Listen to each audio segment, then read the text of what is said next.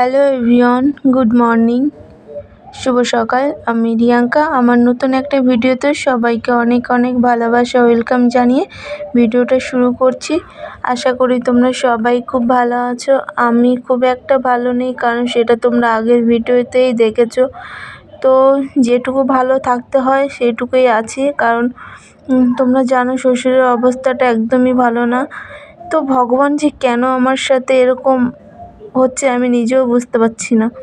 তো প্রথমে সোনাই শরীর খারাপ হলো, তারপরে আমার হলো, তারপরে এখন ওর দাদু ভাইয়ের হয়েছে।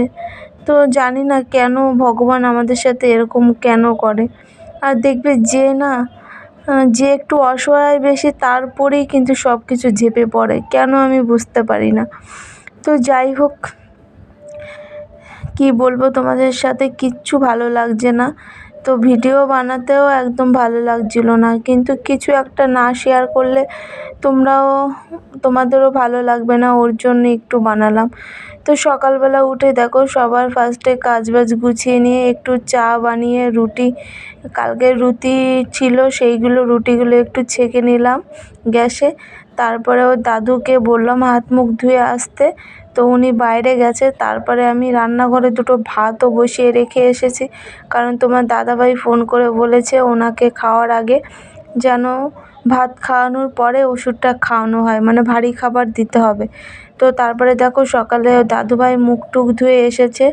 তারপরে বললাম একটু গ্যাসের ওষুধটা খেয়ে নিয়ে তারপরে ওইদিকে আমার প্রায় রান্নাও হয়ে গেছিলো। তারপরে বললাম একটু হালকা কিছু খেয়ে নিয়ে তারপরে ওষুধটা খেলো। আর ভাত খাওয়ার পরে আরও ওষুধ আছে আর কি।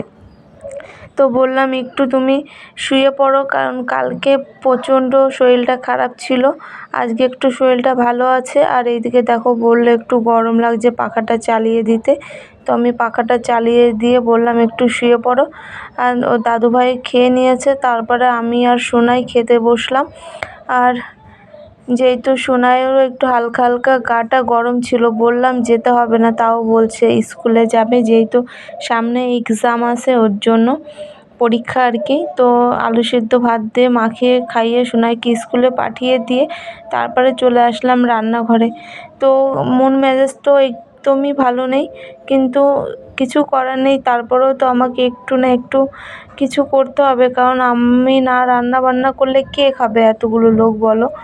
ওর জন্য এখন বেশি কিছু রান্না বান্না করব না, একটু মাছ আনিয়েছিলাম তেলাপিয়া মাছ, সেটা করছি, আর ভাজা লাল শাক ভাজা।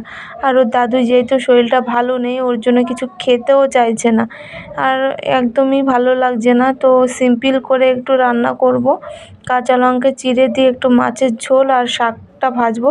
তো চলো রান্না বান্না করে ঘরে যাই, তারপরে তোমাদের সামনে আবার আসছি।